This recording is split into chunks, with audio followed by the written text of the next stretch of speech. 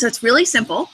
All you need to do is put your feet on the floor and your hands in your lap.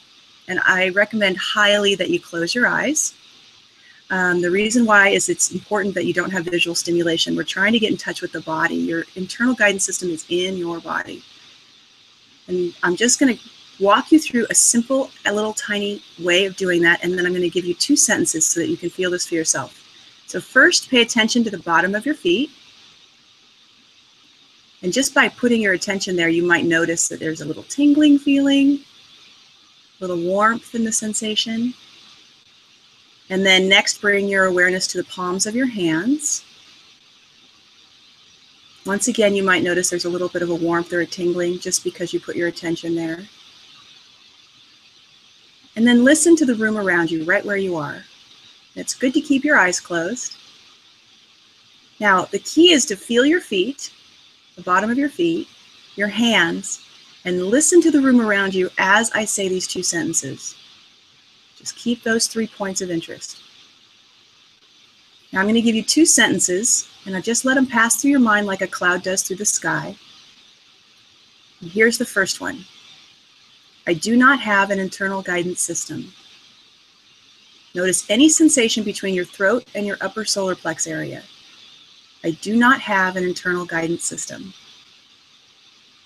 Great. Now feel your feet, hands, and listening again.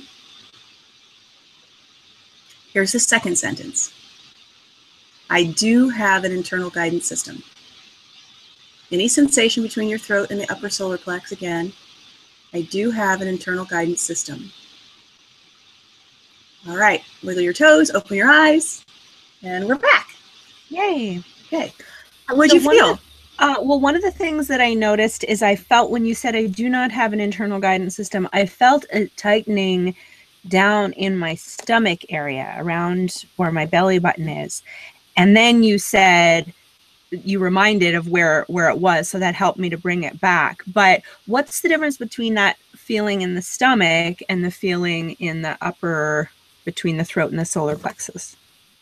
Okay, so first let's just walk everybody through what happened. So for most people, what they feel when I say I do not have an internal guidance system is there's a lump in the throat, a compression, they feel like their body wilts, or they can't breathe. They're kind of like, oh, my air is kind of hard to breathe right now. In this rock, like you said, I call that closing. And so we'll refer to it as closing from here on out. And then the other thing, when I say I do have an internal guidance system, they feel like all that goes away. The lump goes away, the pressure in the belly goes away. They kind of feel like sometimes people say there's an upward V, like I can breathe more, a warmth in my heart, and I call that opening. So there's closed and opening, and there's also neutral. But you're right, what you just asked was there's 3 different areas. There's the throat, the chest, and the stomach. And when you feel it in the stomach, it means that they're in relationship to your thoughts. There's a belief system that you're having in your life right now that's like a big body of thought. So lots of things that you're thinking relate to this one belief system. It could be that you're going to lose your job, and that's not true. It could be that your partner's cheating on you, and that's not true. It could be self-worth. Maybe you're getting ready to do something really big in your life, and you're scared that you're not going to be able to pull it off, not be able to do it. A lot of people have this when they graduate from college. They're like, how am I ever going to make it in the real world? I don't know how people even do that, right? And they're terrified. So you'll get a belief system feeling right here, and that means that if you change that, you're being called to change that body of thought, to change that belief system. And so that's what that means in the belly.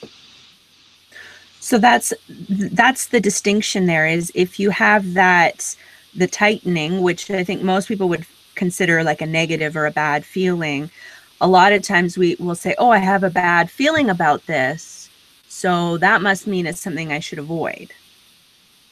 Right. Well, that's not, and a lot of people have that. It's kind of counterintuitive, which is why I believe this is so super important for us to get and begin using. The truth is that it's not about anything outside of you. So if you say, I've got a bad feeling about that person or that situation or this, whatever this is, it's not anything outside of you. It's how you're thinking, what's going on inside your mind in the moment is causing this sensation in your body. The only thing that causes this sensation that I've found in not health issues, of course, but that I've found in general that it's a kind of coming and going of a sensation is in relationship to what you thought. So if you take action on that guy or that situation or this thing, and you don't change your thoughts, you're actually going to cause problems, which is why I was self-sabotaging. Whenever I would feel that feeling and I would go to take action, it never worked out. And it was because, and I knew that, I was like driving myself crazy. I'm like, but I feel like I need to do something here, and I would blow it. Once I learned this, by changing your thoughts, the sensation goes away and you know exactly how to act. And that's why it's such a powerful tool.